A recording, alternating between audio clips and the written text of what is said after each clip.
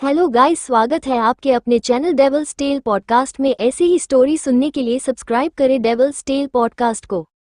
CH61 untitled chapter अब तक आपने पढ़ा। वेद और विशु अपनी स्कूल ट्रिप पर चले जाते हैं। पंडित जी आरव और सिद्धि की शादी की डेट 2 महीने के बाद की निकालते हैं, जिससे सब बहुत खुश थे। रिद्धि, सिद्धि और विधि तीनों अपने कॉलेज चली जाती हैं, जहां से वापस आते वक्त उनका किडनैप हो जाता है। विहान सिद्धि के लिए परेशान हो जाता है, तभी उसे पता चलता है कि विधि का किडनैप हो चुका है। अब आगे विहान, रोहित, आरव, आशीष और रितेश ये सभी विधि को ढूंढने के लिए निकल जाते हैं। विहान, रोहित, मुझे विधि के कॉलेज और वहां से निकलने के बाद की सारी CCTV फुटेज देखनी है। रोहित, ठीक है, बस 10 मिनट रुको। थोड़ी देर में रोहित वहां CCTV फुटेज लेकर आ जाता है और वो सब बहुत ध्यान से वीडियो देखने लगते हैं। तभी विहान की नज़र एक शख्स पर जाती है जो विधि को देखकर अजीब तरह से मुस्कुरा रहा था और अपने फोन पर बात भी कर रहा था। विहान को लिपसिंक भी आती थी, जिस वजह से वो समझ जाता है कि उस आदमी ने क्या कहा। विहान उस पर उंगली पॉइंट करते हुए कहता है, मुझे किसी भी हाल में यह आदमी चाहिए, वो भी जल्द से जल्द। आशीष हाँ में सिर हिलाता है और कुछ बॉडीगार्ड्स के साथ कॉलेज के लिए निकल जाता है। विहान कॉलेज से घर के रास्ते में पड़ने वाले सभी ट्रैफिक सिग्नल्स की CCTV फुटेज चेक कर रहा था। उसका फेस एक्सप्रेसलेस था, लेकिन उसका दिल घबरा रहा था। वो मन ही मन बोलता है, डोंट वरी बीवी, मैं तुम्हें कुछ नहीं होने दूंगा और जिसने भी तुम्हें किडनैप किया है उसका हाल मैं बहुत बुरा कर दूंगा। कुछ देर के बाद विहान अपने हेल विला में बैठा था और उसके सामने एक आदमी खड़ा हुआ था जिसके चेहरे पर घबराहट साफ दिखाई दे रही थी और फिर बार बार अपने चेहरे पर आया हुआ पसीना साफ कर रहा था। डर की वजह से उसके पैर भी कांप रहे थे।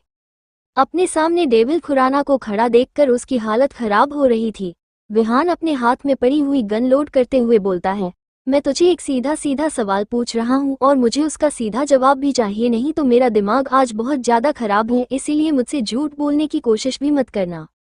वो आदमी डरते हुआ बोलता है, मिस्टर खुराना, आपने मुझे क्यों किडनैप किया है?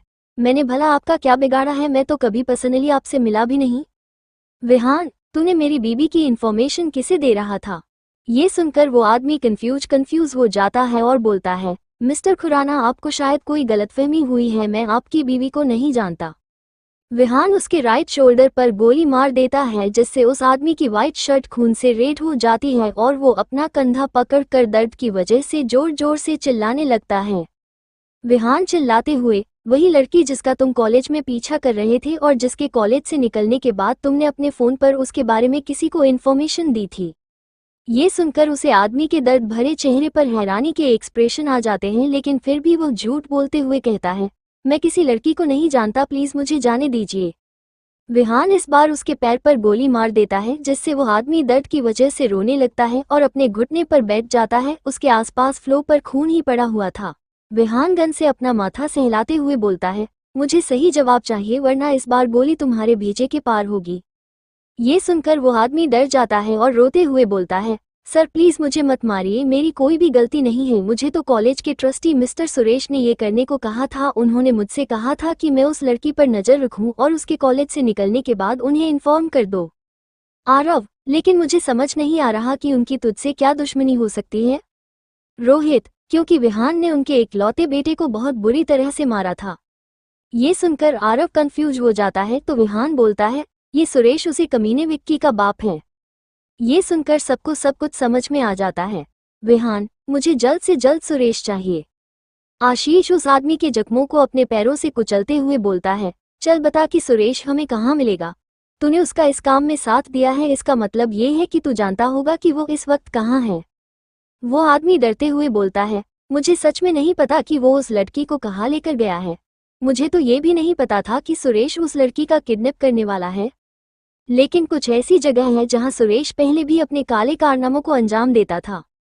विहान अपनी गहरी नजरों से उसे देखते हुए बोलता है, मुझे उन सारी जगहों की लिस्ट चाहिए। वो आदमी उसे सब कुछ बताने लगता है। यह आदमी सुरेश का ही एक दोस्त था जो विधि के कॉलेज में काम किया करता था। इसे सुरेश के काले कारनामों के बारे में सारी खबर थी। तभी आरव कुछ सोचते हुए बोलता है, अगर हम इतनी सारी जगह पर ढूंढेंगे तो हमें बहुत समय लग जाएगा। विहान, तुम सब अलग अलग जगहों पर जाओ और अपने साथ बेस्ट बॉडीगार्ड्स की टीम को भी लेकर जाओ। आशीष, तुम मेरे साथ चल रहे हो। वो सब वहां से अलग अलग रास्ते पर चले जाते हैं और उनके साथ ही उनके कुछ बेस्ट बॉडीगार्ड्स भी थे। विहान अभी कुछ दूर ही पहुंचा था कि तभी उसके फोन पर रेड लाइट जलने लगती है, जिसे देखकर उसकी आंखें गहरी हो जाती हैं और वो आशीष को गाड़ी अपनी बताई हुई डायरेक्शन में मोड़ने को कहता है और सबको भी अपने पीछे आने के लिए बोल देता है। वही एक बंद पड़ी फैक्ट्री में विधि एक चेयर से बंधी हुई थी। माथे पर लगा हुआ खून सूख चुका था और उसका चेहरा भी काफी डल नजर आ रहा था। कुछ देर के बाद धीरे धीरे उसकी आंखें खुलती हैं। उसे अपने शरीर में बहुत दर्द महसूस हो रहा था। खुद को अनजान जगह देखकर वो बुरी तरह से डर जाती है और जोर जोर से चिल्लाने लगती है, लेकिन उसकी आवाज बाहर नहीं जाती क्योंकि उसके मुंह पर पट्टी भी बंधी हुई थी। वो अपने हाथ पैर जोर जोर से हिलाने लगती है, लेकिन उसका भी कोई फायदा नहीं होता। लेकिन उसके पैर में बंधे एंकलेट में हल्की सी लाइट जलने लगती है, जिसके बारे में उसे भी नहीं पता था। थक हार कर वो आंखें बंद कर अपने बच्चों और विहान को याद करने लगती है। तभी उसे कुछ लोगों के कदमों की आहट सुनाई देती है, जिसे सुनकर वो बेहोशी का नाटक करने लगती है। तभी सुरेश वहां पर आता है और उसे बेहोश देखकर अपने आदमी से बोलता है, इसे ये हम मेहमान नवाजी के लिए नहीं लाए हैं जो ये घोड़े बेचकर सो रही है, इसे जल्दी होश में लाओ। एक आदमी विधि के ऊपर पानी डाल देता है, जिससे वो उठ जाती है और अपने सामने खड़े सुरेश को देखकर हैरानी से बोलती है, सुरेश सर आप। वो जानती थी कि सुरेश विक्की के डैड और उसके कॉलेज के ट्रस्टीज में से एक थे। सुरेश विधि के पास जाते हैं और उसके गाल पर एक थप्पड़ मारते हुए बोलती है, इतनी मेहनत के बाद आज तो तू मेरे हाथ आ ही गई। अब मैं तुझे छोड़ूंगा नहीं, तेरी वजह से मेरा बेटा मारा गया, अब मैं तेरी हालत उससे भी ज्यादा बुरी कर दूंगा। ये सुनकर विधि बुरी तरह से डर जाती है और रोते हुए बोलती है, सर देखिए आप गलत समझ रहे हैं, विक्की ने मेरे साथ जबरदस्ती शादी करने की कोशिश की थी और मैं सच बता रही हूँ, मैंने उसे नहीं मारा, उसे बस उसके कर्मों की सजा मिली। सुरेश गुस्से से उसके बाल पकड़कर खींचते हुए बोलता है, एक तो तूने मेरे बेटे को अपने जाल में फंसाया और फिर उसे अपने पति से मरवा भी दिया और अभी भी झूठ बोल रही है, लेकिन मैं तेरी किसी भी बात में नहीं आऊंगा। तुझे आज मैं वहीं पहुंचा दूंगा जहां तूने मेरे बेटे को भेजा है, परलोक। ये सुनकर वो बुरी तरह डर जाती है और मन ही मन विहान को याद कर रही थी। उसे आज अपना अंत नजर आ रहा था। एक आदमी बोलता है, बॉस आप समय क्यों बर्बाद कर रहे हैं, इससे पहले इसका पति यहाँ आ जाए इसका काम तमाम कर दीजिए। सुरेश, सही कहा तुमने, तुम इसे खुराना मरने के लिए तैयार हो जाइए। विधि रोते हुए उससे खुद को छोड़ने की मिन्नतें करती है और जोर जोर से रोने लगती है। सुरेश उसे देखकर सेटिस्फेक्शन से मुस्कुरा देता है और पास खड़े आदमी के हाथ से गन लेता है और विधि पर चला देता है, जिससे विधि की चीख गूंज उठती है और वह डर के अपनी आंखें बंद कर लेती है, लेकिन उसे अपनी बॉडी पर दर्द महसूस नहीं होता। वो डरते हुए धीरे से अपनी आंख खोलती है तो उसकी नज़र अपने सामने खड़े विहान पर जाती है, जिसने मिस्टर सुरेश का हाथ ऊपर ही तरफ किया हुआ था और गोली ऊपर चली थी। सुरेश और उसके आसपास खड़े आदमी विहान को वहां पर देखकर हैरान हो जाते हैं और डर के कांपने लगते हैं। विहान के बॉडीगार्ड्स उस जगह को घेर लेते हैं। विहान सुरेश के सीने पर जोर से लात मारता है, जिससे सुरेश थोड़ी दूर जाकर जमीन पर गिर जाता है। उसके आदमी विहान को मारने की कोशिश करते हैं, लेकिन रोहित, आरव, रितेश, आशीष ये लोग उन्हें बहुत बुरी तरह से पीटते हैं। अपने सामने विहान को देखकर विधि की जान में जान आती है। अब वो पूरी तरह से रिलैक्स हो चुकी थी। उसे पता था कि विहान के होते हुए उसे कुछ भी नहीं हो सकता। वो प्यार भरी नजरों से विहान को देखने लगती है। विधि की हालत देखकर विहान को अपने सीने में बहुत दर्द होता है। वो गुस्से से सुरेश को देखता है और फिर पागलों की तरह उसे पीटने लगता है, जिससे कुछ देर में उसकी हालत बहुत बुरी हो चुकी थी। उसके जगह जगह से खून निकल रहा था, लेकिन विहान को उससे कोई भी फर्क नहीं पड़ रहा था। ये देखकर आरव उसे रोकते हुए बोलता है, भाई उसे बाद में मार लेना, पहले विधि को संभाल, देख डर की वजह से वो बेहोश हो चुकी है। ये सुनकर विहान का ध्यान विधि पर जाता है और वो सुरेश के मुंह पर एक आखिरी पंच मारकर विधि के पास चला जाता है और उसके हाथ पैर खोलकर उसका चेहरा सहलाते हुए प्यार से उसका माथा चूमकर उसे अपनी गोद में उठा लेता है और वहां से बाहर चला जाता है। कुछ देर के बाद खुराना विला। विधि अपने रूम में बेड पर बेहोश लेटी थी और सभी घरवाले टेंशन में उसके पास बैठे थे। डॉक्टर विधि के हाथ में इंजेक्शन लगाता है और बोलता है, चोटें ज्यादा गहरी नहीं है और कोई इंटरनल इंजरी भी नहीं है, बस ये ज्यादा स्ट्रेस है, डर की वजह से बेहोश आ गई है, कल तक इन्हें होश आ जाएगा। ये बोलकर वो वहां से चले जाते हैं। विहान सबको देखकर, रात हो चुकी है और अब आप लोग अपने रूम में जाइए, मैं यहाँ पर हूँ विधि का ध्यान रखने के लिए। रिद्धि, लेकिन जीजू। विहान, मैंने कहा ना मैं यहाँ पर हूँ उसका ध्यान रखने के लिए। सब लोग विधि को देखकर वहां से चले जाते हैं।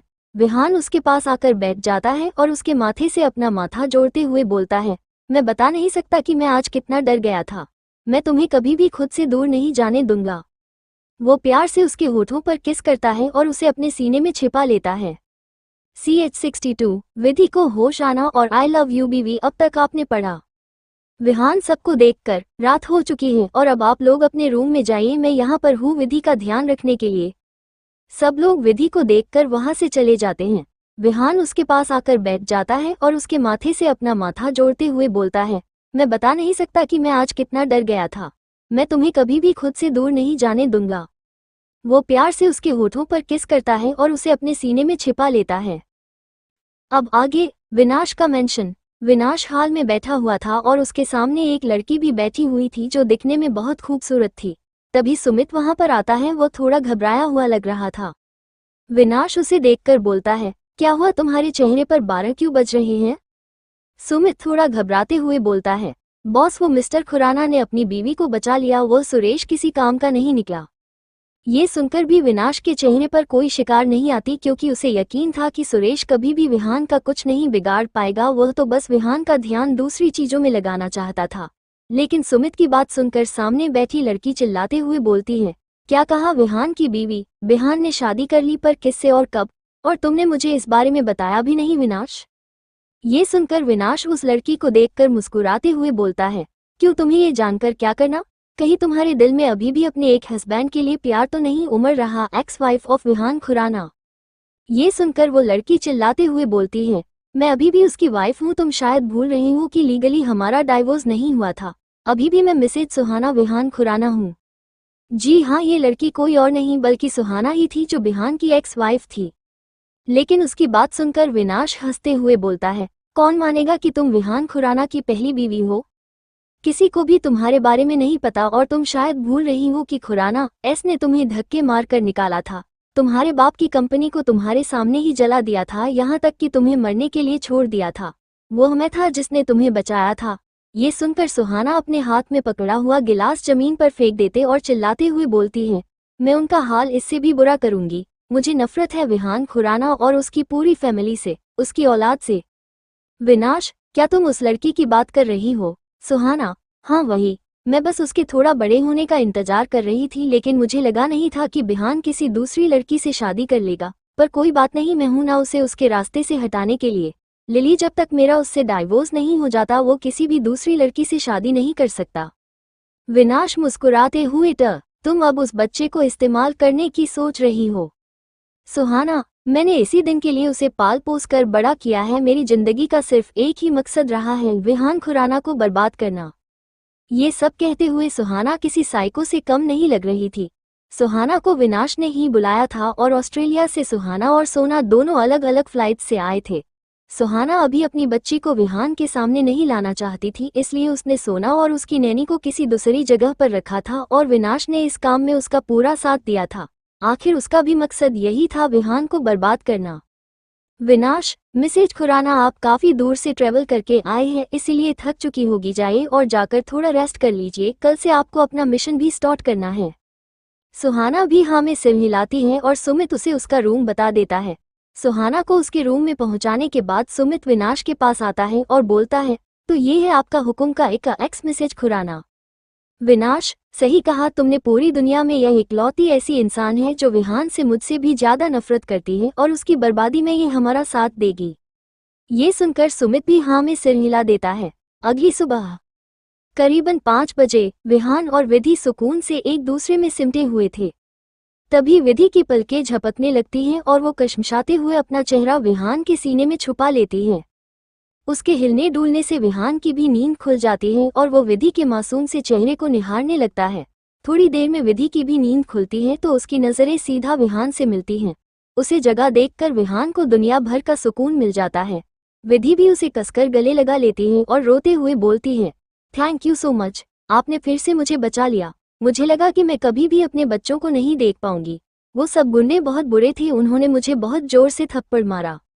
ये बोलकर वो बच्चों की तरह अपना गाल विहान को दिखाने लगती है, जिसे देखकर विहान कसकर अपनी मुट्ठी बंद कर लेता है और फिर उसके गाल पर किस करके बोलता है, डोंट वरी, यह जल्दी ठीक हो जाएगा और उन गुंडों को हम इससे भी ज्यादा बुरी सजा देंगे। अब तुम उठो और जाकर फ्रेश हो जाओ, सब लोग तुम्हारे लिए परेशान हैं।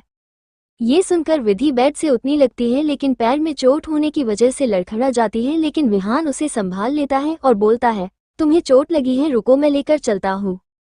ये बोलकर वो उसे अपनी गोद में उठा लेता है और उसे लेकर वॉशरूम में चला जाता है और बोलता है, तुम फ्रेश हो जाओ और फिर मुझे आवाज दे देना, मैं बाहर ही हूँ। ये बोलकर वो उसके होठों पर लाइट किस करके बाहर चला जाता है। वही विधि शर्मा जाती है। करीबन आधा घंटा के बाद भी जब विधि की आवाज नहीं आती तो विहान परेशान हो जाता है और बोलता है, बीवी तुम ठीक तो हो ना, क्या मैं अंदर आऊं? लेकिन विधि कोई जवाब नहीं देती, जिससे विहान परेशान हो जाता है और वॉशरूम के अंदर चला जाता है तो देखता है कि विधि ने अपनी बॉडी पर सिर्फ टॉवल लपेट रखी थी और बाथरोब पहनने की कोशिश कर रही थी, लेकिन हाथ में चोट होने की वजह से वो सही से पहन नहीं पा रही थी और उसी में ही उलझी हुई थी। गेट खुलने की आवाज सुनकर विधि उसकी तरफ देखती है तो विहान को देखकर शर्मा जाती है और धीरे से बोलती है, वो मैं ये पहन रही थी। विहान उसके पास आता है और उसका बाथरोब लेते हुए बोलता है, डोंट वरी, मैंने तुम्हें बिना कपड़ों के भी देखा है, इसलिए शर्माना कैसा करो, और तुमने नहाने की वजह से पट्टी भी गीली कर दी, चलो मैं चेंज कर दूंगा। विधि, लेकिन मैं ऐसे बाहर कैसे जाऊं? विहान उसके गाल चूमते हुए बोलता है, तारांकन डोंट वरी बीवी, मैं तुम्हारे साथ इस वक्त कुछ नहीं करूंगा, तो इतना क्या शर्माना। ये बोलकर वो उसे फिर से गोद में उठा लेता है और रूम में ले जाता है। उसे बेड पर बिठाकर कबर्ड से जाकर उसके लिए कंफर्टेबल लोअर टी शर्ट लाता है और उसे धीरे से पहनाने लगता है। विधि को बहुत शर्म आ रही थी और उसकी गाल भी पूरे लाल हो चुके थे। उसकी ये हालात देखकर विहान मन ही मन मुस्कुरा रहा था। वो धीरे से उसे सारे कपड़े पहनाता है और फिर उसे ड्रेसिंग टेबल पर बिठाकर उसके बालों को ड्राई से सुखाने लगता है। विधि उसे प्यार से मिरर में देख रही थी। वो खुद को बहुत लकी मान रही थी कि विहान उसका इतना ध्यान रखता है। लेकिन फिर उसकी आंखों के आगे वो सीन चलने लगता है जब विहान ने उससे कहा था कि वो उसकी बीवी नहीं, सिर्फ वेद की मां है। ये याद आते ही वो उदास हो जाती है और विहान के हाथ से ड्राई लेते हुए बोलती है, आप यहाँ से जाइए, मैं खुद से कर लूंगी। ये सुनकर विहान पूछता है, क्या हुआ बीवी, कोई प्रॉब्लम है? विधि अपना सर झुकाकर बोलती है, आप ये सब क्यों कर रहे हैं? ये सुनकर विहान हैरान हो जाता है तो विधि बोलती है, आपने उस रात कहा था कि मेरा आप पर कोई हक नहीं है। आप तो मुझे अपनी बीवी भी नहीं मानते, फिर आप ये सब क्यों कर रहे हैं? मैं नहीं चाहती कि आप फिर से मुझे हर्ट करें, जाइए यहाँ से, मैं कर लूंगी। ये सुनकर विहान को खुद का बिहेवियर याद आता है और वो अपनी आंखें कसकर बंद कर देता है और फिर उसको अपनी तरफ घुमाते हुए बोलता है, बीवी कुछ बातें ऐसी हैं जो मैं तुम्हें नहीं बता सकता, इसलिए नहीं कि मैं तुम्हें बताना नहीं चाहता, बस इसलिए क्योंकि मैं जानता हूँ तुम्हारे छोटे से दिमाग में इतनी बड़ी बड़ी बातें नहीं आएंगी, और उस दिन के लिए मुझे माफ कर दो। वो उसके हाथों को चूमते हुए बोलता है, तुम मेरे लिए क्या हो यह मैं शब्दों में भी नहीं बता सकता, तुम तो मेरे जीने की वजह हो। पहले मुझे लगा था वेद के होते हुए मुझे किसी की जरूरत नहीं है, लेकिन जब से तुम मेरी जिंदगी में आई हो तब से मैं पूरा हो गया हूँ। ये सब कहते हुए विहान विधि की आंखों में ही देख रहा था, जिससे विधि शर्मा कर अपनी पलकें झुका देती है और बोलती है, मॉन्स्टर, क्या आप मुझसे प्यार करते हैं? विहान, खुद से भी ज्यादा। आई लव यू बीवी। ये सुनकर विधि उसे गले से लगा लेती है तो विहान बोलता है, तुम भी तो मुझे रिप्लाई दो, डू यू लव मी? विधि, दूंगी पर अभी नहीं, पहले आप अच्छे से मुझे सरप्राइज दो और घुटनों के बल बैठकर प्रपोज करो। विहान ये सुनकर उसे घूरने लगता है तो विधि उसके सीने से लगकर बोलती है, मॉन्स्टर, मैं जानती हूँ कि आपको अपनी एक्स वाइफ के बारे में बात करना बिल्कुल भी नहीं पसंद, लेकिन मुझे तो सच जानने का हक है ना। प्लीज मुझे बताइए, ऐसा क्या है जो आपको इतना दर्द देता है? किस वजह से आप डैड और दादाजी को इग्नोर करते हैं? प्लीज मुझे बताइए। ज्यादा डीप बातें मुझे समझ नहीं आएगी, इसलिए शॉर्टकट में बताइए, लेकिन आज मुझे सच जानना है। विहान उसके बालों में रबर बैंड लगाता है और फिर उसे अपनी गोद में उठाकर बालकनी की तरफ चला जाता है। अभी सुबह के 6 ही बज रहे थे, जिस वजह से बाहर का मौसम बहुत ज्यादा अच्छा था। विहान उसे अपनी गोद में लेकर बैठ जाता है और उसका हाथ पकड़कर बोलता है, तो तुम मेरी एक्स वाइफ के बारे में जानना चाहती थी ना, तो सुनो। मेरे डैड और दादाजी के बीच के झगड़े की वजह है मेरी एक्स वाइफ सुहाना और उसके डैड। मैं कभी भी शादी करना नहीं चाहता था, खासकर उस लड़की से, लेकिन दादाजी ने जबरदस्ती मेरी शादी उस घटिया लड़की से करा दी। ये सुनकर विधि मुंह बनाते हुए बोलती है, झूठ मत बोलिए, अगर आपने उसके साथ शादी जबरदस्ती की होती तो वेद कहाँ से आता? उसकी बात सुनकर विहान उसे घूरते हुए बोलता है, बीवी, तुम्हारा दिमाग कोई सही बात क्यों नहीं सोच सकता? क्या तुमने ड्रग्स का नाम सुना है, जिसे पीकर ही तुम मेरे साथ इंटीमेट हुई थी, याद है? या फिर मैं याद दिलाऊं? ये सुनकर विधि इधर उधर देखने लगती और बोलती है, अच्छा ठीक है, फालतू बातें छोड़िए और मुझे डिटेल में बताइए। विहान ऊपर देखते हुए गहरी सांस लेता है और उसे बताना शुरू करता है। CH63 flashback. विहान ने की सुहाना के साथ जबरदस्ती। अब तक आपने पढ़ा। विधि मुंह बनाते हुए बोलती है, झूठ मत बोलिए, अगर आपने उसके साथ शादी जबरदस्ती की होती तो वेद कहाँ से आता। उसकी बात सुनकर विहान उसे घूरते हुए बोलता है, बीवी तुम्हारा दिमाग कोई सही बात क्यों नहीं सोच सकता। क्या तुमने ड्रग्स का नाम सुना है जिसे पीकर ही तुम मेरे साथ इंटीमेट हुई थी, याद है, या फिर मैं याद दिलाऊं। विहान ऊपर देखते हुए गहरी सांस लेता है और उसे बताना शुरू करता है। अब आगे। मेरी एक्स वाइफ का नाम सुहाना था, जो डैड के बिजनेस पार्टनर और फ्रेंड की बेटी थी। सुहाना के डैड ने बुरे वक्त पर मेरे डैड का साथ दिया था और उन्होंने मेरे दादाजी की जान भी बचाई थी, जिस वजह से डैड और दादाजी दोनों उन पर बहुत ज्यादा भरोसा करते थे और सुहाना को भी अपनी बेटी ही मानते थे। सुहाना बचपन से काफी चालाक और चिपकू टाइप की लड़की थी और मुझे वो कभी भी पसंद नहीं आई, लेकिन डैड और अंकल के अच्छे रिश्ते को देखते हुए मैंने कभी उससे बुरा बिहेव भी नहीं किया। उसका मेरे घर पर काफी आना जाना था। वो ना ही मुझे पसंद थी और ना ही निशी और रितेश को।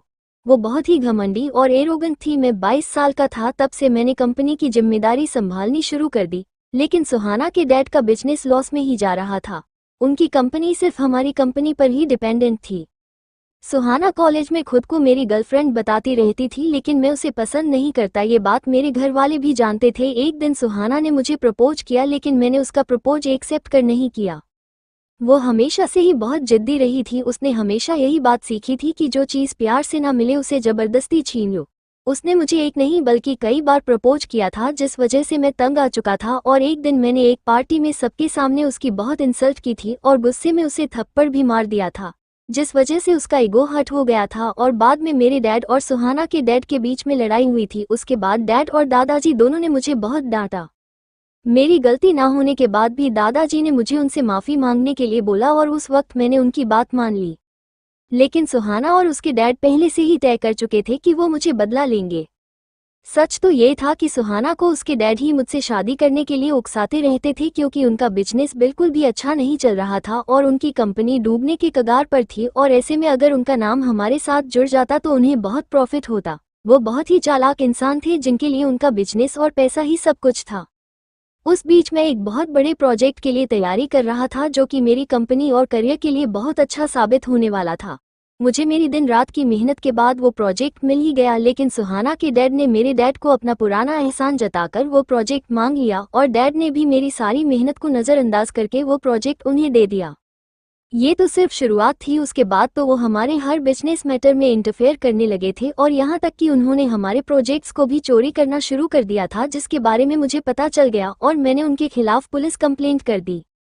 लेकिन डैड और दादाजी को उन पर मुझसे भी ज्यादा भरोसा था। उन्होंने सबके सामने मुझे थप्पड़ मारा और अपने दोस्त का साथ दिया। उन्हें लगता था कि सुहाना के डैड ऐसा कुछ कर ही नहीं सकते और उस वक्त मेरे पास उनके खिलाफ कोई सबूत भी नहीं था। वो पहली बार था जब मेरे दादाजी ने मुझ पर हाथ उठाया था और उसी दिन ही हमारे बीच दरारें पड़ना शुरू हो चुकी थी। तभी विधि उसे टोकते हुए बोलती है, दादाजी और डैड ने ये गलत किया, उन्हें अपने बेटे पर भरोसा करना चाहिए था। लेकिन फिर आपकी और उस सो कॉल सुहाना की शादी कैसे हुई। विहान गहरी सांस लेते हुए, सुहाना और उसके डैड की वजह से मेरे डैड और दादाजी के रिश्ते में दरारें आने शुरू हो गई थी। फिर एक दिन सुहाना का बर्थडे था। वो हम सबको इनवाइट करने आई थी और स्पेशली मुझे। उसने शायद कुछ खतरनाक सोच कर रखा था। मैं उसके बर्थडे पार्टी में नहीं जाना चाहता था, लेकिन डैड और दादाजी के प्रेशर की वजह से मुझे जाना पड़ा।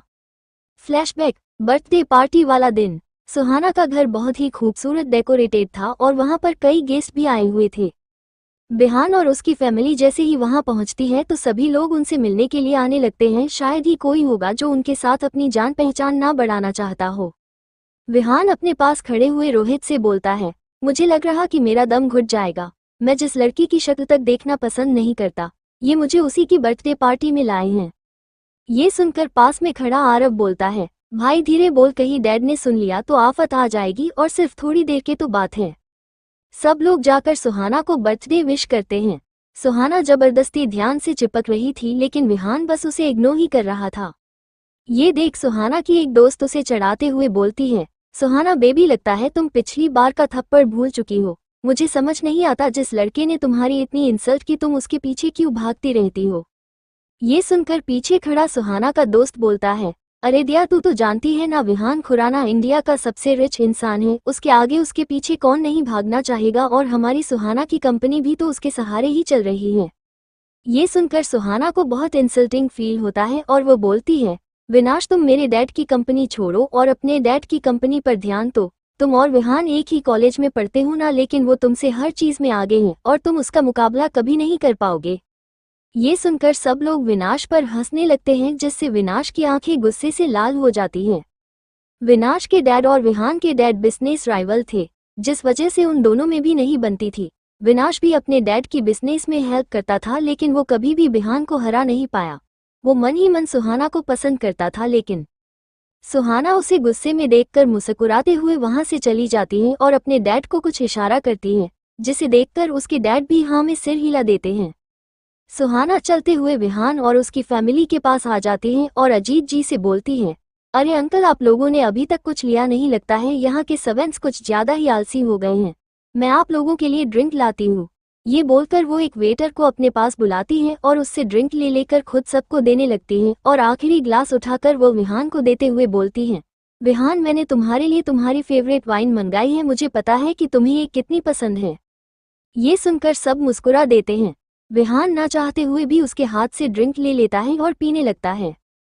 थोड़ी देर खड़ी होकर उन सब से बात करती है और फिर बोलती है, अच्छा ठीक है आंटी, मैं अपने दोस्तों के पास जा रही हूँ, आप लोग एंजॉय कीजिए। वो मुस्कुराते हुए वहां से चली जाती है। कुछ देर के बाद विहान को अपना सर भारी भारी महसूस होने लगता है और वो वॉशरूम की तरफ चला जाता है। किसी का भी ध्यान उसे पर नहीं गया था। थोड़ी देर के बाद जब आरव को विहान कहीं नहीं दिखता तो वो रितेश से बोलता है, रितेश, विहान कहाँ गया, अभी तो यहाँ पर था। रितेश भी बोलता है, पता नहीं भाई कहाँ पर, अभी तो यहीं पर थे। तभी उन लोगों को किसी लड़की के जोर जोर से चीखने की आवाज सुनाई देने लगती है। ये सुनकर सब लोग घबराते हुए आवाज की दिशा में जाने लगते हैं। वो लोग देखते हैं कि किसी रूम के अंदर से एक लड़की के चिल्लाने की आवाज आ रही थी। ये देखकर सुहाना के डैड घबरा जाते हैं और बोलते हैं, यह आवाज तो सुहाना की है। वो दरवाजा खटखटाते हुए सुहाना से डोर ओपन करने को बोलते हैं, लेकिन सुहाना बस डैड बचाओ, हेल्प में, यह मेरे साथ जबरदस्ती कर रहा है, ऐसे शब्द चिल्ला रही थी। ये सुनकर बाहर खड़े सब लोग घबरा जाते हैं। कुछ बॉडीगार्ड आकर दरवाजा तोड़ते हैं तो सामने का नजारा देखकर सब लोग हैरान हो जाते हैं। खुराना फैमिली को तो अपनी आंखों पर बिलीव ही नहीं हो रहा था कि ऐसा भी कुछ हो सकता है, क्योंकि सुहाना बेड पर लेटी हुई थी और विहान उसके ऊपर था। ऐसा लग रहा था कि विहान उसके साथ जबरदस्ती कर रहा हो। ये देखकर विनाश का गुस्सा और भड़क जाता है। वो विहान के पास जाता है और उसे सुहाना से दूर करके एक पंच मार देता है और चिल्लाते हुए बोलता है, कमीने, तेरी हिम्मत कैसे हुई ये सब करने की। विहान सबको देखकर हैरान हो जाता है और अपना सिर पकड़ लेता है, क्योंकि उसे अपने सिर में बहुत दर्द हो रहा था। सुहाना भागते हुए जाकर कविता जी के गले लग जाती है और रोते हुए बोलती हैं, आंटी आंटी, विहान मेरा रेप। ये सुनकर सब लोग घबरा जाते हैं। सुहाना के कपड़ों को स्लीव्स फटी हुई थी और उसके बाल और मेकअप भी बिखरा हुआ था। ये सुनकर आरव चिल्लाते हुए बोलता है, तुम क्या बकवास कर रही हो, तुम्हारी हिम्मत कैसे हुई मेरे भाई पर झूठे इल्जाम लगाने की। ये सुनकर सुहाना रोते हुए अपने डैड के गले लगते हुए बोलती है, डैड मैं सच बोल रही हूँ, उस दिन विहान ने मुझे सबके सामने थप्पड़ मारा था और मेरी इंसल्ट करी थी, लेकिन यहाँ जब उसने मुझे अकेले में देखा तो मुझे बात करने के लिए रूम में बुला लिया, और जब मैं यहाँ आए तो दरवाजा बंद करके मेरे साथ। इसे सुनकर सब लोग घिन भरी नजरों से विहान को देखने लगते हैं तो विहान गुस्से से बोलता है, लड़की झूठ बोल रही है, मैंने उसके साथ कुछ नहीं किया, आप तो जानते हैं कि यह मुझसे हमेशा चिपकती रहती है, ये सब इसने ही। इसके आगे के शब्द उसके मुंह में रह जाते हैं और अभिलाष जी उसे जोर से थप्पड़ मारते हुए बोलते हैं, तुम ऐसी घटिया हरकत कैसे कर सकते हो विहान, तुम्हारी हिम्मत कैसे हुई सुहाना के साथ ये सब करने की। हम जानते हैं तुम उसे पसंद नहीं करते, लेकिन उसे बदनाम करने के लिए ये सब कैसे कर सकते हो। ये सुनकर विहान हैरानी से अपने दादाजी को देखने लगता है और चिल्लाते हुए बोलता है, दादाजी आपको मुझ पर यकीन नहीं है और इस लड़की पर है, आप नहीं जानते ये बहुत घटिया है, आप तो मेरी बात पर यकीन करिए, मैं सच बोल रही हूँ।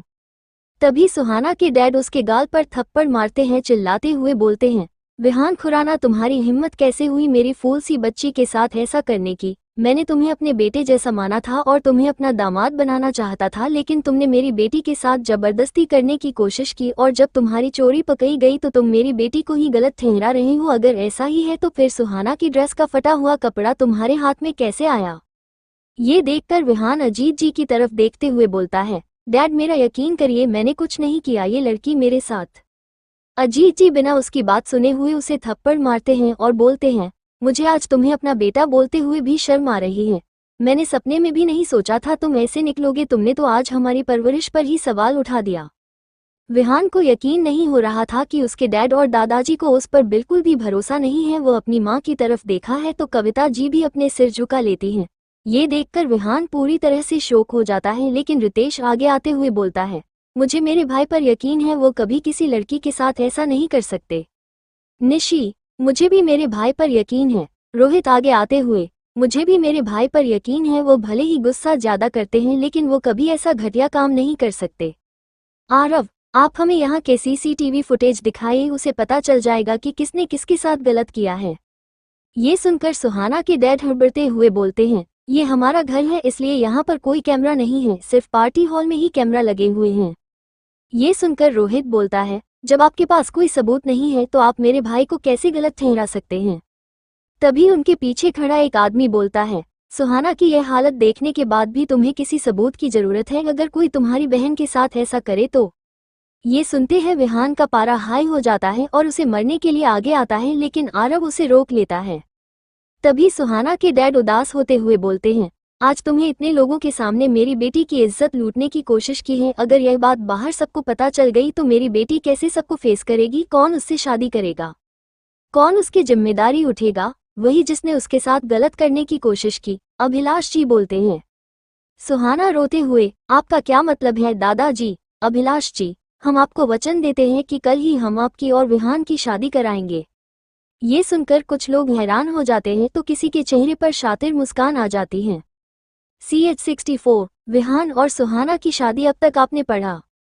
सुहाना के डैड उदास होते हुए बोलते हैं, आज तुम्हें इतने लोगों के सामने मेरी बेटी की इज्जत लूटने की कोशिश की है, अगर यह बात बाहर सबको पता चल गई तो मेरी बेटी कैसे सबको फेस करेगी, कौन उससे शादी करेगा, कौन उसकी जिम्मेदारी उठेगा, वही जिसने उसके साथ गलत करने की कोशिश की। अभिलाष जी बोलते हैं। सुहाना रोते हुए, आपका क्या मतलब है दादाजी, अब आगे। अभिलाष जी, हम आपको वचन देते हैं कि कल ही हम आपकी और विहान की शादी कराएंगे। ये सुनकर कुछ लोग हैरान हो जाते हैं तो किसी के चेहरे पर शातिर मुस्कान आ जाती है। विहान, वॉट, मैं ऐसा नहीं करने वाला, मैं कभी भी इस लड़की से शादी नहीं करूंगा। अभिलाष जी, ये हमारा आखिरी फैसला है और यह आपको मानना पड़ेगा, आप अपनी जिम्मेदारी से भाग नहीं सकते। आपकी वजह से सबके सामने एक लड़की की इंसल्ट हुई है और आपको ही उसका भुगतान करना पड़ेगा, और वैसे भी हमें सुहाना पसंद है। रितेश, निशी, आरव और रोहित एक साथ बोलते हैं, लेकिन वो हमें नहीं पसंद। हमें भरोसा है कि जरूर इस लड़की ने ही भाई को फंसाया होगा, वरना भाई ऐसा कर ही नहीं सकते। हम इस लड़की को कभी भी अपनी भाभी नहीं बनने देंगे। अभिलाष जी गुस्से से चिल्लाते हुए बोलते हैं, बस बहुत हुआ, हमने कह दिया ना कि कल विहान और सुहाना की शादी कल होगी तो बात खत्म। विहान, दादाजी आप मेरे साथ जबरदस्ती नहीं कर सकते, आप मुझे थोड़ा टाइम दीजिए, मैं साबित कर दूंगा कि मैंने कुछ गलत नहीं किया। अभिलाष जी अपनी छड़ी पटकते हुए बोलते हैं, आप सुहाना से शादी कर रहे हैं और यह हमारा आखिरी फैसला है, अगर आपने ऐसा नहीं किया तो हम आपको अपने खानदान से बेदखल कर देंगे। ये सुनकर सब लोग हैरान हो जाते हैं और वही यह सुनकर सुहाना के चेहरे का एक्सप्रेशन भी बिगड़ जाते हैं। उसे सिर्फ विहान ही नहीं बल्कि उसकी प्रॉपर्टी भी चाहिए थी, और अगर विहान को उसके खानदान से निकाल दिया जाता तो वो उसके पैसों पर ऐश कैसे कर पाएगी। वो अपना दिमाग चलाती है और अपने चेहरे पर उदासी और मासूमियत के भाव लाते हुए अभिलाष जी से बोलती है, दादाजी आप प्लीज गुस्सा मत करिए, वरना आपकी तबीयत खराब हो जाएगी। आप मेरी वजह से अपने बेटे को कैसे खानदान से निकाल सकते हैं। अगर विहान नहीं चाहता कि मैं उससे शादी करूं तो ठीक है, मैं नहीं करूंगी, मैं अपनी जान दे दूंगी, लेकिन कभी भी आपका घर नहीं टूटने दूंगी। ये सुनकर विहान और भी बुरी तरह से उसे घूरने लगता है, लेकिन बाकी सब की नज़रों में सुहाना एक बहुत ही प्यारी और मासूम सी लड़की बन जाती है। ये सुनकर अजीत जी प्यार से मुस्कुराते हुए उसके सिर पर हाथ फेरकर बोलते हैं, आप चिंता मत करिए, हम आपको कुछ नहीं होने देंगे। हमने आपको हमेशा से अपनी बेटी माना है और हम अपने फर्ज से भी पीछे नहीं हटेंगे। विहान को आपसे शादी करनी ही पड़ेगी। अभिलाष जी विहान को घूरते हुए बोलते हैं, अगर तुमने सुहाना से शादी नहीं की तो तुम मेरा मरा हुआ मुंह देखोगे। ये सुनकर कविता जी हैरानी से अपने मुंह पर हाथ रख लेती हैं। उन्हें अभिलाष जी का विहान को धमकी देना बिल्कुल भी पसंद नहीं आया। उन्हें अपने बेटे पर भरोसा था कि वो ऐसा नहीं कर सकता, लेकिन अपने सामने सब कुछ देखने के बाद वो इस बात से मुकर भी नहीं सकती थी। लेकिन वह नहीं चाहती थी कि विहान को जबरदस्ती सुहाना से शादी करने के लिए मजबूर किया जाए, क्योंकि ऐसे तो भविष्य में वो कभी भी खुश नहीं रह पाता। विहान उन्हें देखकर बोलता है, दादाजी और डैड, क्या आप दोनों को सच में अपने बेटे पर भरोसा नहीं है? आप दोनों इस झूठी लड़की की बातों में आकर अपने बेटे की जिंदगी बर्बाद करने पर तुले हुए हैं। लेकिन उसकी बातें सुनकर भी अभिलाष और अजित जी को कोई फर्क नहीं पड़ा। उन्हें कुछ भी ना बोलता देख वो उदासी से मुस्कुराते हुए बोलता है, ठीक है, मैं सुहाना से शादी करने के लिए तैयार हूँ। आपको मरने की कोई जरूरत नहीं है दादू, लेकिन यह आखिरी बार है जब मैं आपकी कोई बात मान रहा हूँ। ये बोलकर वो वहां से चला जाता है और बाकी सब भी वहां से चले जाते हैं। विनाश, जो ये सब तमाशा देख रहा था, वो समझ रहा था कि जरूर सुहाना ने ही कुछ किया है। वो सुहाना को अच्छे से जानता था कि सुहाना अपनी जिद पूरी करने के लिए किसी भी हद तक जा सकती है। सबके जाने के बाद सुहाना की खुशी से अपने डैड के गले लग जाती है और बोलती है, डैड, फाइनली हमारा सपना पूरा होने वाला है। मैंने आज उससे अपनी इंसल्ट का भी बदला ले लिया और उसे झुकने के लिए भी मजबूर कर दिया। सुहाना के डैड बोलते हैं, मानना पड़ेगा बेटा, बहुत अच्छा प्लान बनाया तुमने, लेकिन तुम आगे भी संभाल कर रहना, कहीं ऐसा ना हो कि विहान को तुम्हारे बारे में पता चल जाए। सुहाना, डोंट वरी डैड, मुझे अच्छे से पता है कि मुझे क्या करना है। बस एक बार शादी करके उस घर में पहुंच जाऊं, उसके बाद मैं धीरे धीरे उसका सारा बिजनेस अपने हाथ में ले लूंगी और उसके बाद हम उनके पैसों पर ऐश करेंगे। ये कहकर वो दोनों बाप बेटी पागलों की तरह हंसने लगते हैं, लेकिन कोई था जिनसे उनकी बातों को रिकॉर्ड कर लिया था और उसके चेहरे पर तिरछी मुस्कान भी थी। वो चुपचाप वहां से निकल जाता है। मैंशन में विहान घर पहुंचकर खुद को अपने रूम में लॉक कर लेता है। रितेश, आरव, निशी, रोहित उससे बात करने की कोशिश करते हैं, लेकिन विहान उन सबको वहां से जाने को बोल देता है। वो चारों थक हार कर नीचे आते हैं तो देखते हैं कि सब लोग हाल में बैठे हुए थे। कविता जी ने बीजी को भी सारी बातें बता दी थी, लेकिन वो मानने को ही तैयार नहीं थी कि विहान ऐसा कुछ कर सकता है। रितेश उनसे गुस्से में बोलता है, आप लोग इतने क्रूएल कैसे हो सकते हैं? क्या आप लोगों को भाई की फीलिंग्स से कोई मतलब नहीं? अजीत जी गुस्से से, रितेश, तुम अभी छोटे हो इसलिए इन सब बातों में मत पड़ो, और तुम भूल रहे हो कि सुहाना भी मेरे लिए मेरी बच्ची जैसी ही है, और अगर कोई उसके साथ गलत करेगा तो उसे सजा मिलेगी, चाहे वो मेरा बेटा है क्यों ना हो। तुम्हें तो शुक्र मनाना चाहिए कि मैंने उसे जेल नहीं भेजा। कविता जी बोलती है, मुझे विश्वास नहीं हो रहा कि आप लोग विहान के लिए ये सब बोल रहे हैं। भले उस वक्त मैंने कुछ ना कहा हो, लेकिन मेरा दिल कहता है कि मेरा बेटा ऐसा कुछ नहीं कर सकता। वह तो लड़कियों से कोसों दूर रहता है, फिर भला वह किसी लड़की के साथ जबरदस्ती कैसे कर सकता है, और ऐसे उसके साथ जबरदस्ती सुहाना की शादी करना मुझे नहीं लगता ये सही होगा।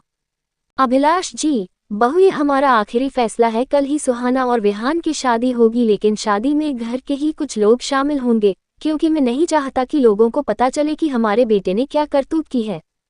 ये बोलकर वह अपने रूम में चले जाते हैं। सब लोग मिलकर अजीत जी को समझने की कोशिश करते हैं, लेकिन वह भी उनकी बात नहीं सुनते। ऐसे पूरा दिन निकल जाता है और अगले दिन ही सुहाना और विहान की शादी पूरे विधि विधान के साथ हो रही थी। इस शादी में सिर्फ सुहाना की फैमिली और उसके कुछ खास दोस्त शामिल थे, जिनमें से विनाश भी एक था। सुहाना ने उसे जानबूझकर वहां बुलाया था ताकि वह उसे जला सके। शादी खुराना मेंशन में ही हो रही थी और उनकी तरफ से सिर्फ कविता जी, बीजी, अभिलाष जी, रागिनी जी और अजीत जी शामिल हुए थे। बाकी बच्चे ये सब नहीं देखना चाहते थे, इसलिए वो लोग अपने अपने रूम में ही थे। विहान भी बिना किसी भाव के मंडप में बैठा हुआ था, लेकिन सुहाना आज बहुत खुश थी और मन ही मन राक्षसों की तरह हंस रही थी। उसे विहान की हालत देखकर बहुत मजा आ रहा था। उसके डैड भी बहुत खुश थे।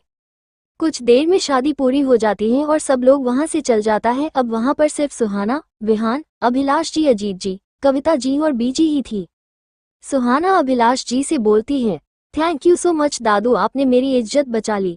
मुझे पता है मेरे लिए विहान को माफ कर पाना इतना आसान नहीं है। आखिर उसने मेरी इज्जत लूटने की कोशिश की, लेकिन मैं पूरी कोशिश करूंगी कि अपनी तरफ से यह रिश्ता पूरी शिद्दत से निभा सकूं। अभिलाष जी उसे आशीर्वाद देते हैं। सुहाना फिर कविता जी और अजीत जी का आशीर्वाद लेती हैं। तभी अजीत जी की नजर अंदर आ रहे लॉयर पर पड़ती है। अजीत सिंह, अरे वकील साहब आप यहाँ? विहान, उन्हें मैंने बुलाया है। ये सुनकर सब सवालिया नजरों से उसे देखने लगते हैं तो विहान वकील से कुछ पेपर्स लेता है और फिर उसे अजीत जी और अभिलाष जी देते हुए बोलता है, आज से मेरा आपकी प्रॉपर्टी और आपके बिजनेस पर कोई हक नहीं, मैं ये सब छोड़ता हूँ।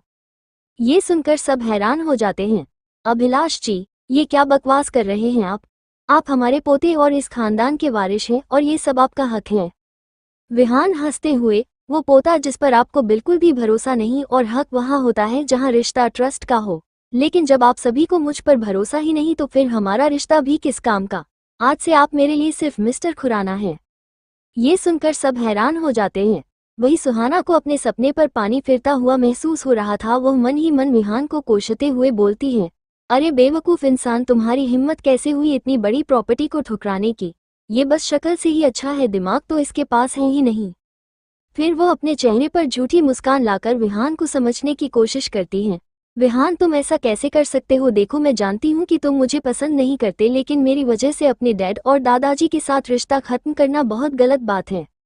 विहान, मेरे सामने भोले बनने का दिखावा करना बंद करो। मैं तुम्हें बहुत अच्छे से जानता हूँ। तुम्हें अफसोस इस बात का नहीं है कि मैं अपने परिवार को छोड़ूं, तुम्हें अफसोस इसका है कि मैं अपनी प्रॉपर्टी छोड़ रहा हूँ।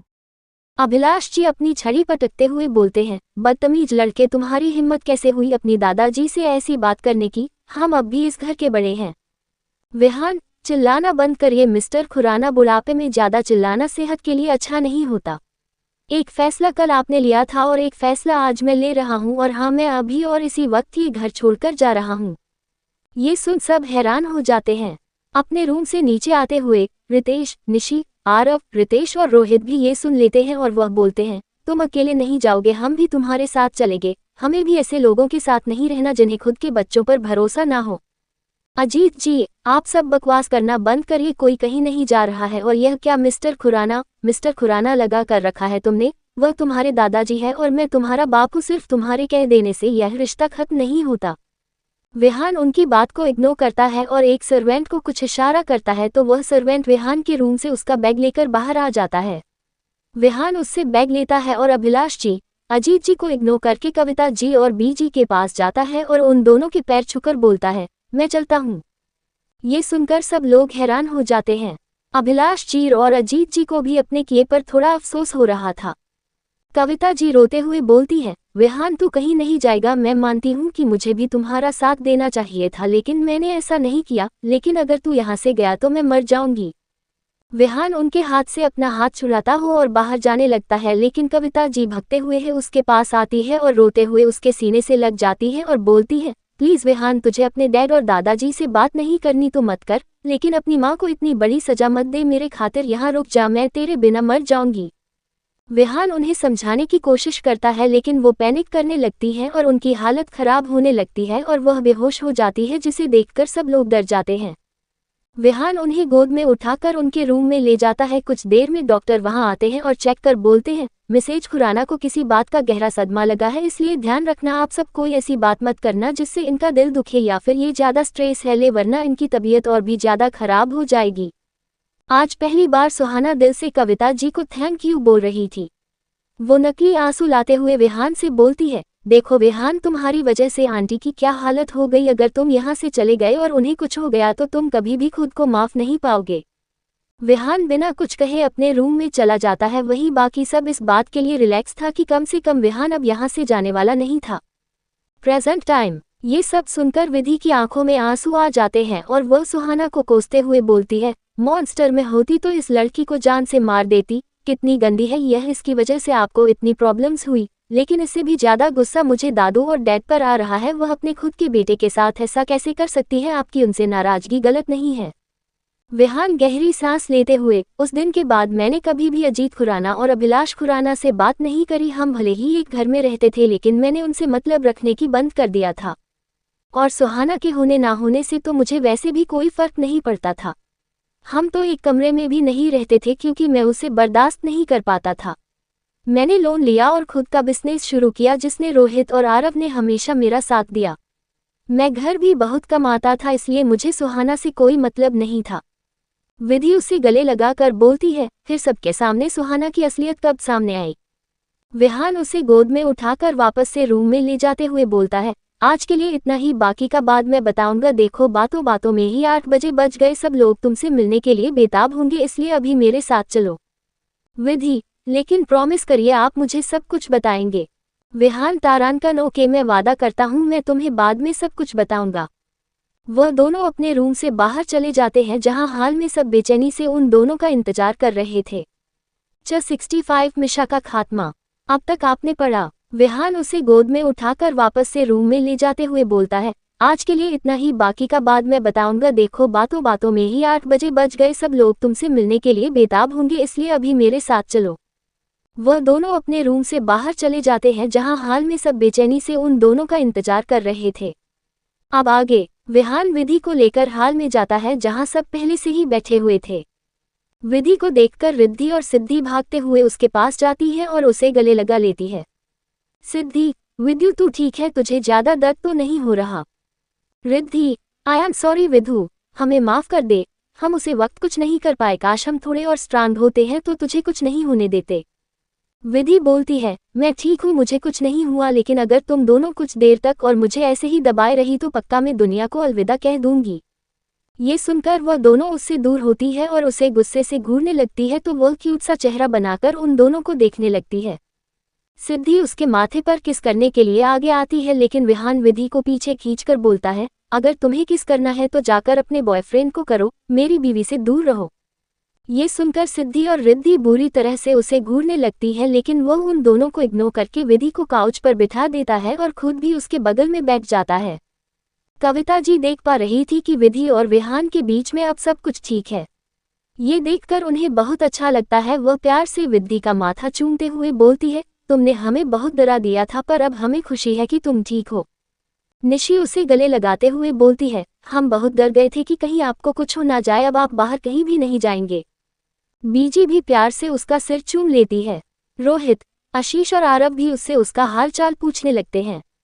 अभिलाष जी बोलते हैं, तुम्हें ठीक देखकर बहुत खुशी हुई, अपना ध्यान रखना।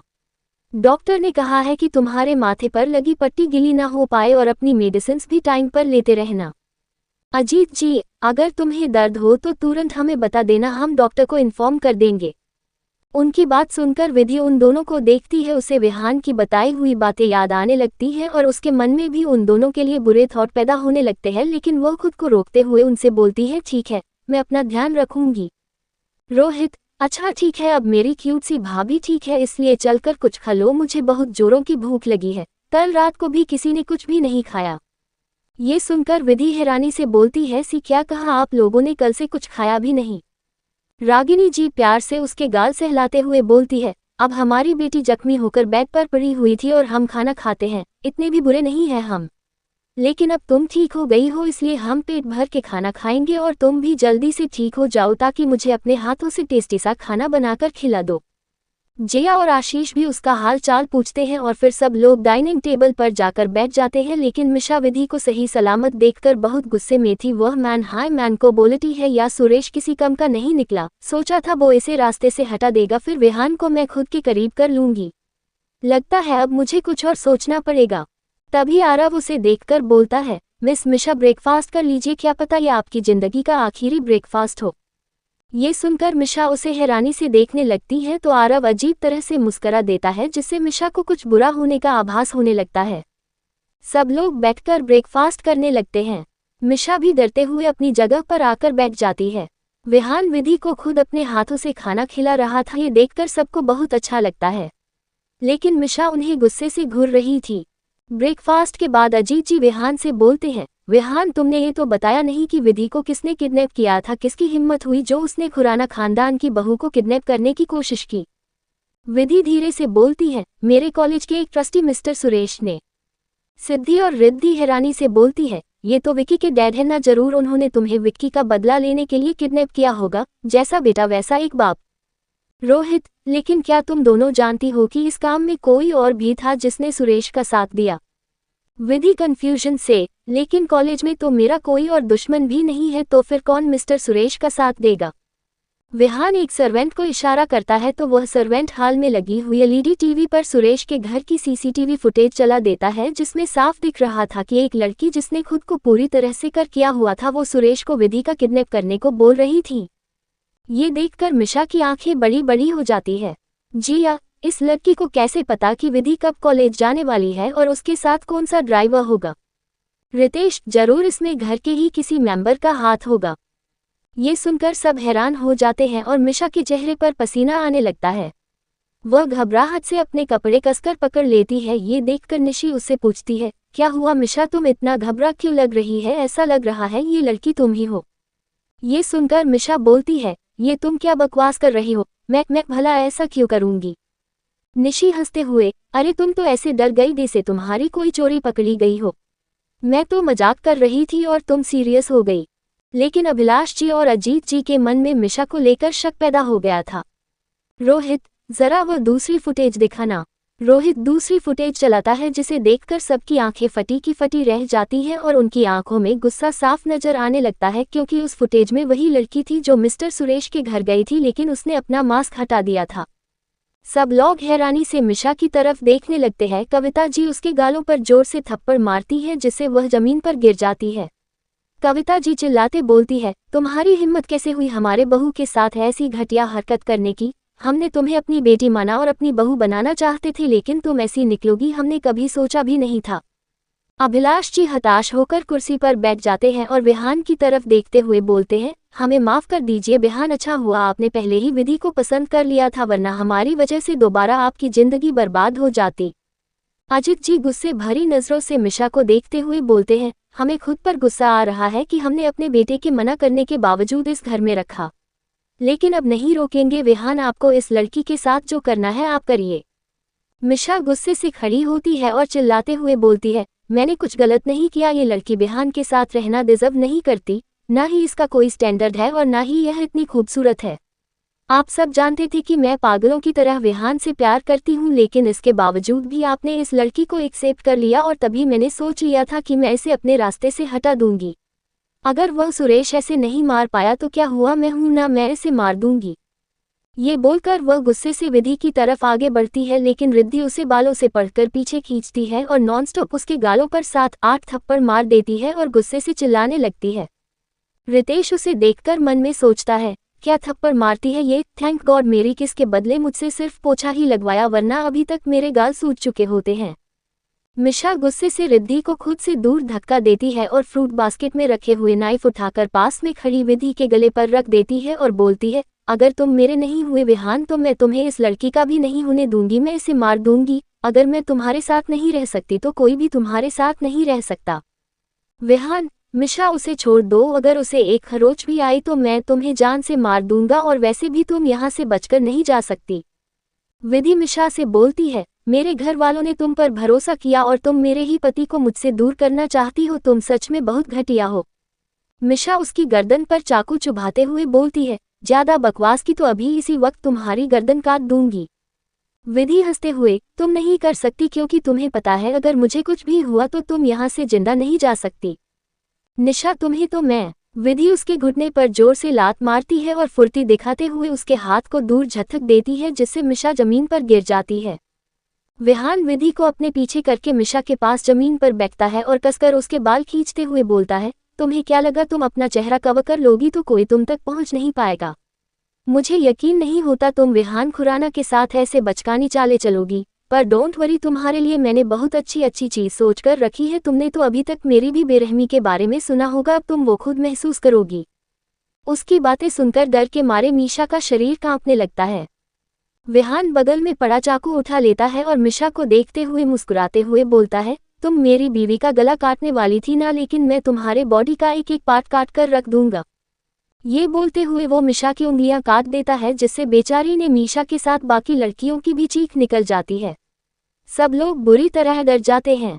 सिद्धि आरव के पीछे छुप जाती है, वहीं रिद्धि भी रितेश के पीछे अपनी आंखें बंद करके निशी बीजी के गले में अपना चेहरा छुपा लेती है तो विधि रागिनी जी से लिप जाती है और डर की वजह से कांपने लगती है। वही कविता जी और बाकी सब के भी रोंगटे खड़े हो जाते हैं। मिशा दर्द की वजह से पागलों की तरह चिल्लाने लगती है, उसकी आंखों से आंसू और उंगलियों से खून तेजी के साथ बह रहा था, लेकिन विहान को उससे कोई फर्क नहीं पड़ता। वो चाकू की नोक उसके गालों पर फिराते हुए बोलता है, बस इतने में तुम्हारी चीख निकल गई, अभी तो तुम्हारा दूसरा हाथ, फिर तुम्हारे पैर और आखिरी में तुम्हारी गर्दन बाकी है, पर आज के लिए इतना ही। मैं अपनी दुश्मन को तड़पा तड़पा कर मारने में ज्यादा यकीन रखता हूँ। आशीष इसे ले जाओ हेल मैंशन और इसे हर घंटे बुरी तरह टॉर्चर किया जाना चाहिए। आशीष बॉडीगार्ड्स को इशारा करता है तो वह मिशा को खींचते हुए बाहर ले जाने लगते हैं। मिशा रोते हुए उससे अपनी जान की भीख मांग रही थी, लेकिन किसी को उससे फर्क नहीं पड़ता। एक मेड वहां आकर मिशा के अंगुलियां डरते हुए उठाती है और वहां पड़ा खून साफ करने लगती है। विहान अभिलाष जी और अजीत जी की तरफ देखते हुए बोलता है, मुझे लगता है आप दोनों को आस्तीन के सांप पालने का कुछ ज्यादा ही शौक है, लेकिन कोशिश करिएगा अगली बार यह सांप मेरे घर तक न पहुंचे, वरना जितना लिहाज करता हूं आपका वह भी भूल जाऊंगा। मेरी जिंदगी की सबसे बड़ी परेशानी आप दोनों का मेरे बारे में कुछ सोचना है, इसीलिए कोशिश करना कि अगली बार आप मेरे बारे में कुछ ना सोचे, ना अच्छा ना बुरा। ये बोलकर वो विधि को गोद में उठता है और अपने रूम में लेकर चला जाता है। आरव सिद्धि को, रितेश रिद्धि को और रागिनी जी निशी को समझा बूझकर रूम में ले जाती हैं, क्योंकि वो तीनों ही बहुत बुरी तरह से डरी हुई थी। वहीं अजीत जी और अभिलाष जी तो विहान की बातों को सुनकर अपनी जगह पर जम गए थे। उन्हें महसूस हो रहा था कि उनका बेटा उनसे कितनी नफरत करता है। उन दोनों के चेहरे पर गिल्ट साफ दिख रहा था, लेकिन अब वो किसी काम का नहीं था। कविता जी उनसे बोलती है, विहान के शब्द सही हैं, आप दोनों के डिसीजन की वजह से हमेशा विहान को प्रॉब्लम्स उठानी पड़ती हैं। मैंने बोला था उसके साथ जबरदस्ती मत करो, लेकिन आप दोनों को तो अपने बेटे पर भरोसा ही नहीं था, अब भुगतिए। ये बोलकर वो बीजी के साथ अपने रूम में चली जाती हैं। अब आगे विहान विधि को लेकर रूम में आता है और उसे बेड पर लिटा देता है, लेकिन विधि पहले से ही बहुत डरी हुई थी, इसलिए वह उससे कसकर चिपक जाती है। विहान उसके गाल पर किस करके शरारत से बोलता है, मुझे नहीं पता था तुम मुझसे एक पल भी दूर नहीं रहना चाहती, इसीलिए जोक की तरह मुझसे चिपक गई। विधि उससे दूर होकर घूरते हुए बोलते हैं, क्या क्या आपने मुझे जोक, और आप क्या है खून पीने वाले पिशाच। विहान, अब तुमने मुझे पिशाच बना ही दिया है तो मेरा मन तुम्हारा खून पीने का हो रहा है। ये कहते हुए वो उसके ऊपर झुकने लगता है तो विहान उसके चेहरे के एकदम करीब आ जाता है और हल्के से उसके गालों पर किस करके बाइट कर लेता है, जिससे विधि की चीख निकल जाती है। विधि, आपकी हिम्मत कैसे हुई मुझे बाइट करने की, अब मैं भी आपको बाइट करूंगी। ये बोलकर वो कशकर विहान के हाथ पर बाइट कर लेती है, जिससे विहान को कोई फर्क नहीं पड़ता, लेकिन वो शातिर मुस्कान के साथ बोलता है, बीवी तुम्हारी हिम्मत काफी बढ़ गई है, इसलिए एक पनिशमेंट तो बनती है। उसकी पनिशमेंट सुनते ही विधि की आंखें बड़ी हो जाती हैं और वो विहान को खुद से दूर धक्का देने लगती हैं। विहान उसके होठों पर अपने होठ रखकर उसे किस करने लगता है। कुछ देर में विधि भी उसका साथ देने लगती है और देखते ही देखते हैं वो दोनों सब कुछ भूलकर एक दूसरे में खो जाता है और पूरे रूम में उनकी सिसकारियां और आहों की आवाज गूंजने लगती है। रिद्धि के रूम में रितेश उसे बेड पर बिठाता है और उसे पानी देते हुए बोलता है, शांत हो जाओ, तुम तो ऐसे घबरा रही हो जैसे भाई ने तुम्हारी उंगलियां काटी हो। ये सुनकर रिद्धि उसे गुस्से से देखने लगती है और फिर उसके हाथ से पानी पीने लगती है। कुछ देर के बाद रिलैक्स होकर अपना सर पीछे टीका लेती है और फिर रितेश से बोलती है, मैंने तो बस सुना था कि विहान खुराना बहुत क्रूएल है, लेकिन आज देख भी लिया, मेरी तो रूह कांप उठी थी। रितेश उसे चिढ़ाते हुए, मेरे सामने तो तुम बहुत बड़ी शेरनी बनती हो और अब जरा सा खून खराबा देखकर तुम्हारी रूह कांप उठी। रिद्धि उसके मुंह पर पिलो मारती है और बोलती है, मुझे चिढ़ाना बंद करो और मेरे रूम से बाहर जाओ, वरना मैं तुम्हारी उंगलियां काट दूंगी।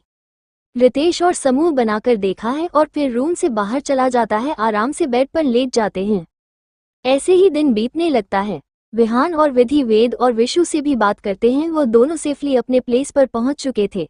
विहान ने बॉडीगार्ड्स को 24/7 उनके साथ रहने को बोला था।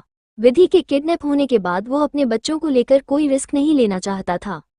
दूसरी तरफ एक छोटे से घर में सोना और उसकी नैनी रुके हुए थे। सोना बहुत खुश थी कि उसकी मम्मी उसके साथ नहीं है।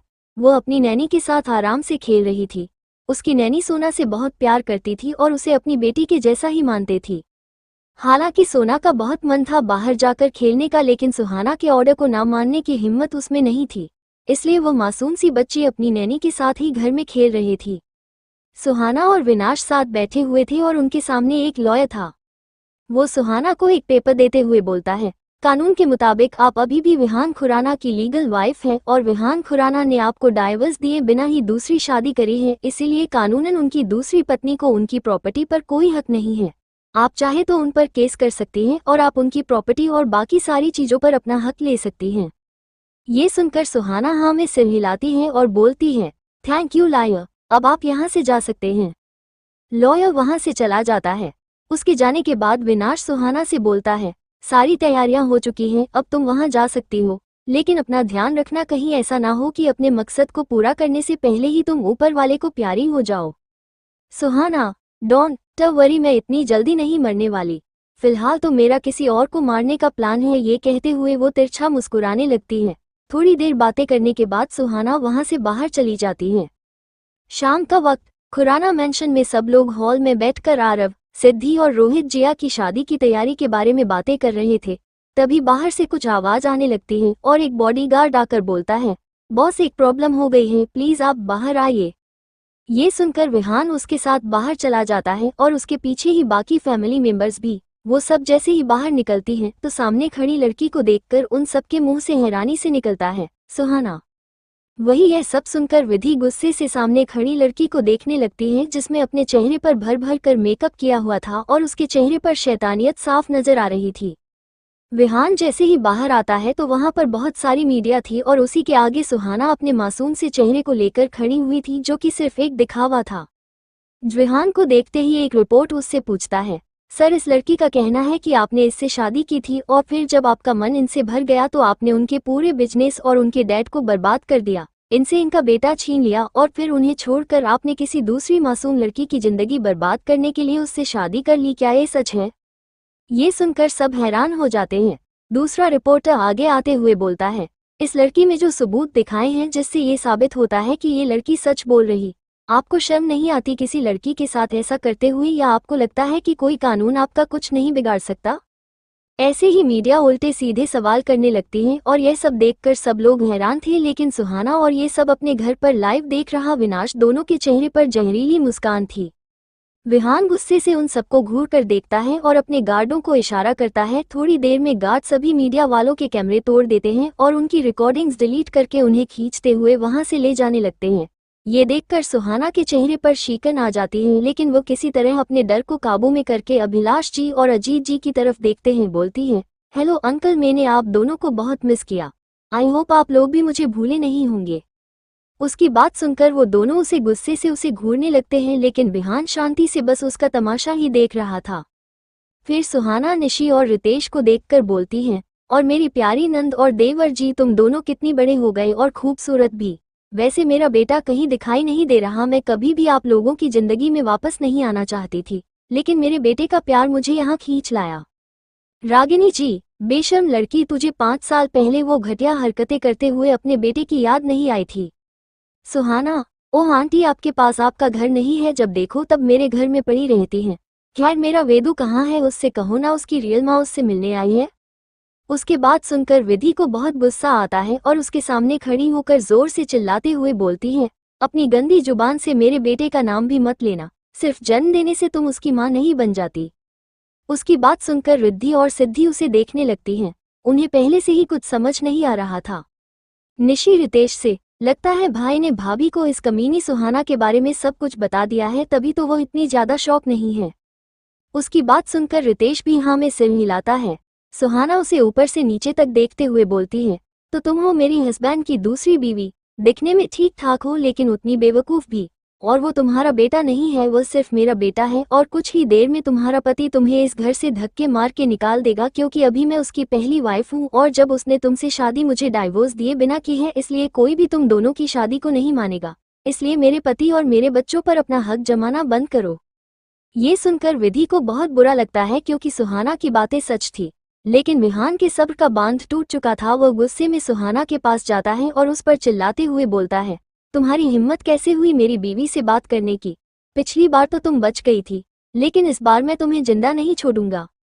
वो उसके माथे पर गन रख देता है, लेकिन सुहाना बिना डरे उसकी गन अपने हाथ से पकड़ लेती है और फिर उसके कान के करीब धीरे से बोलती है, तुम्हारी प्रॉब्लम यही है विहान, तुम अक्सर जोश में अपने होश खो देते हो। तुम्हें क्या लगा मैं बिना प्लानिंग के यहाँ पर आई हूँ? इतनी बेवकूफ तो नहीं हूँ मैं। वैसे क्या तुम्हें याद है डॉक्टर ने कहा था कि मैंने ट्विंस को जन्म दिया था, लेकिन उनमें से तुम्हारी बेटी मरी हुई पैदा हुई थी। लेकिन क्या ये सच है? क्या वो लड़की सच में मर गई थी, या फिर हो सकता है वो अभी भी जिंदा हो? ये सुनकर विहान शॉक हो जाता है और शांति से उसकी तरफ देखने लगता है। वही विहान को इतना शांत देखकर सब लोग हैरानी से उसकी तरफ देखने लगते हैं। कविता जी, विहान देख क्यों रहे हैं? इस लड़की को जहां से बाहर निकले, वरना आज मेरे हाथ इसका मर्डर हो जाएगा। सुहाना, अरे डियर सासू मॉम, कोई अपनी बहू से ऐसी बातें करता है क्या? आपको तो मुझे चाय पानी के लिए पूछना चाहिए, लेकिन आप तो मुझे धक्के मार के घर से बाहर निकल रहे हैं। बीजी, तुम नालायक लड़की, तुम में जरा भी शर्म नाम की चीज नहीं है। सुहाना, सही कहा आपने, मुझसे शर्म नाम की चीज बिल्कुल भी नहीं है। रितेश, भाई आप इस लड़की से कुछ बोल क्यों नहीं रहे? विधि शांति से विहान को देख रही थी। वह भी जानना चाहती कि विहान सुहाना को देखने के बाद भी इतना शांत क्यों है, लेकिन तभी विहान के आगे की बात सुनकर सब हैरानी से उसे देखने लगती हैं। Thanks for watching, bye bye, take care, throwing kisses.